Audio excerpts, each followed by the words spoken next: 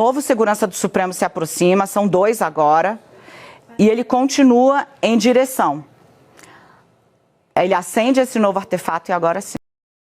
Eu quero lamentar essa mediocridade das pessoas que, por questões ideológicas, querem banalizar, dizendo o absurdo que foi, por exemplo, um mero suicídio. Não, a nossa polícia judicial evitou que ele entrasse aqui para explodir. E na hora que ele seria preso, aí ele se explodiu. Deixa eu só explicar uma situação para vocês. Primeiro, que louco, maluco, mau caráter, vagabundo tem para qualquer lado. Já estão querendo vincular ele com o Bolsonaro, falando que foi filiado no PL. Ele foi filiado no PL em 2020, o Bolsonaro nem estava no PL.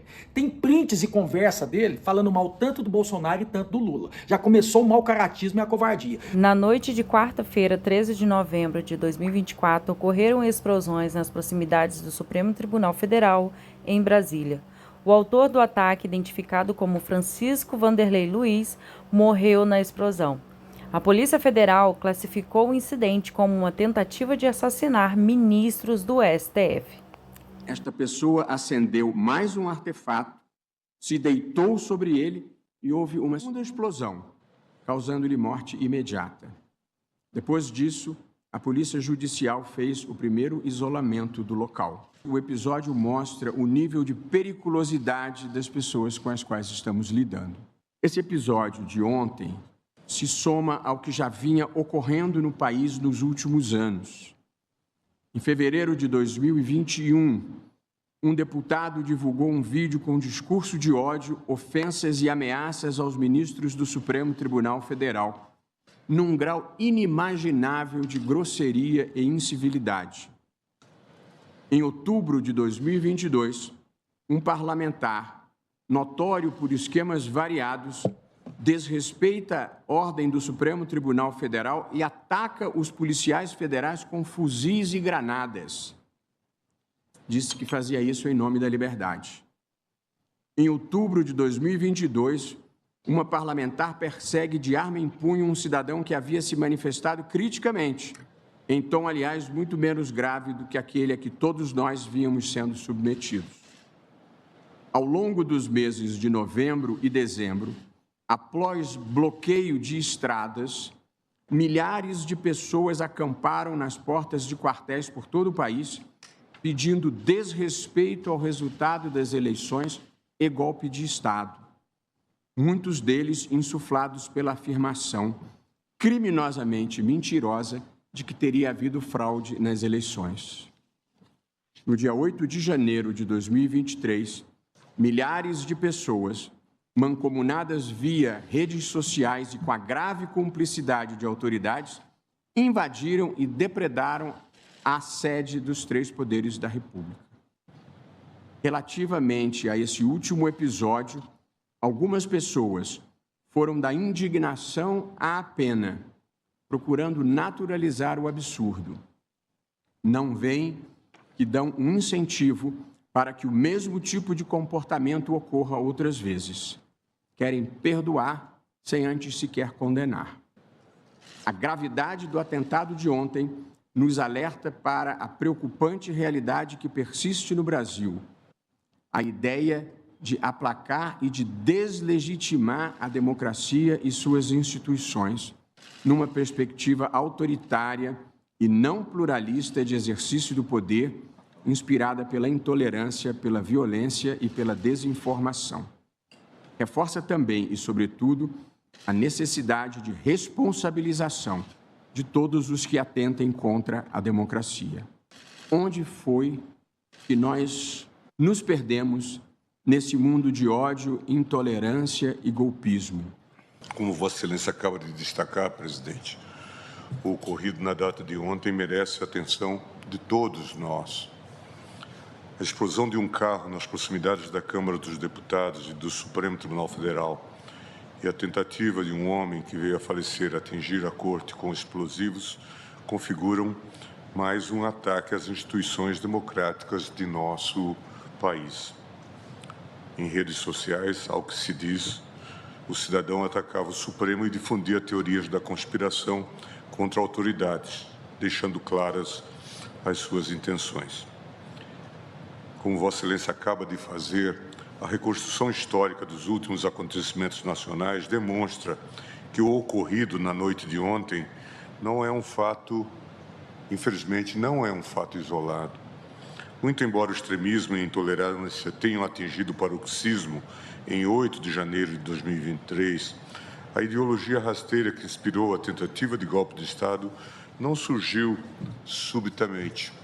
Pelo contrário, o discurso de ódio, o fanatismo político e a indústria de desinformação foram largamente estimulados no governo anterior. Fruto de um sectarismo infértil, o radicalismo político graçou nas eleições de 2018, em uma campanha caracterizada pela ampla utilização das redes sociais para a difusão de ódio, ataques pessoais e fake news. Com o encerramento das eleições e a instalação de um novo governo em 2019, essa estratégia influenciou não apenas a comunicação oficial do Palácio, do Planalto, como também o discurso dos apoiadores, que radicalizaram o debate político mediante criminalização da oposição, desprezo à alteridade e ataques sistemáticos às instituições de controle que cerraram fileiras contra essas práticas, como a Justiça Eleitoral e a Suprema Corte. Símbolos e feriados nacionais foram sequestrados com objetivos eleitorais, a ponto de, em 2021, a comemoração do 7 de setembro ter sido utilizada para a realização de ameaças ao tribunal, como lembrou ontem o ministro Luiz Fux, a necessidade de enfrentamento que teve durante a sua presidência, incitando os cidadãos ao descumprimento de decisões judiciais. Não foram raras as manifestações públicas organizadas e fomentadas por apoiadores do ex-presidente da República para questionamento da confiabilidade das urnas eletrônicas e da justiça eleitoral. Um movimento que escalonou progressivamente, conforme as pesquisas de opinião apontavam chances concretas de vitória eleitoral do candidato de oposição.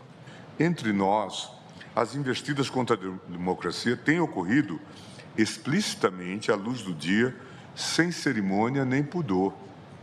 Condutas como as de ontem juntam-se a diversas outras já vivenciadas, como o disparo de fogos de artifício em direção ao tribunal, evento ocorrido ainda em 2020. O desfile de tanques no dia 7 de setembro. Pessoas inconformadas com o resultado eleitoral, acampadas em frente ao quartel-general do Exército e as inúmeras manifestações com líderes políticos e cidadãos levantando faixas e pedindo intervenção militar. O ministro Alexandre de Moraes declarou que o ataque foi um ato terrorista, rejeitando a ideia de que se tratou de um mero suicídio. Ele enfatizou que não há possibilidade de pacificação com a anistia a criminosos. Mas a ex-companheira de Francisco Wesley Luiz informou à Polícia Federal que desde 2022 ele planejava eliminar os ministros do STF. Somo aqui também parabenizando a nossa Polícia Judicial, nossa corajosa e competente Polícia Judicial, a segurança que atuou ontem. Também, presidente, faço questão de parabenizar o trabalho conjunto que foi feito pela Polícia Federal, Polícia Civil do DF e a Polícia Militar. É um trabalho rápido e importantíssimo. E não poderia deixar, presidente, de lamentar a mediocridade de várias pessoas que continuam querendo banalizar um gravíssimo ato terrorista no mundo todo. Alguém que coloca na cintura artefatos para explodir pessoas é considerado um terrorista. Então, eu quero lamentar essa mediocridade das pessoas que, por questões ideológicas, querem banalizar, dizendo o absurdo que foi, por exemplo, um mero suicídio. Não, a nossa Polícia Judicial evitou que ele entrasse aqui para explodir. E na hora que ele seria preso, aí ele se explodiu. lamentar essa mediocridade que também normaliza ou pretende normalizar um contínuo ataque às instituições. Essas pessoas, presidente, não são só negacionistas na área da saúde, são negacionistas do Estado de Direito e devem ser responsabilizadas e serão responsabilizadas. Em resposta ao ataque, medidas de segurança foram reforçadas, especialmente em preparação para o evento do G20 no Rio de Janeiro, visando garantir a proteção dos chefes de estados presentes. A investigação está em andamento e as autoridades continuam a apurar os detalhes e motivações por trás do ataque. E esse foi o vídeo de hoje do Conta Tudo Ju Notícias. Já se inscreveu no canal? Já deixou sua curtida? Já deixou seu comentário? Então agora só falta você compartilhar este vídeo com mais pessoas para que eles fiquem por dentro de todo o assunto que foi falado aqui. Então eu conto com a sua ajuda e com a sua colaboração para que esse canal venha crescer muito mais ainda. Conta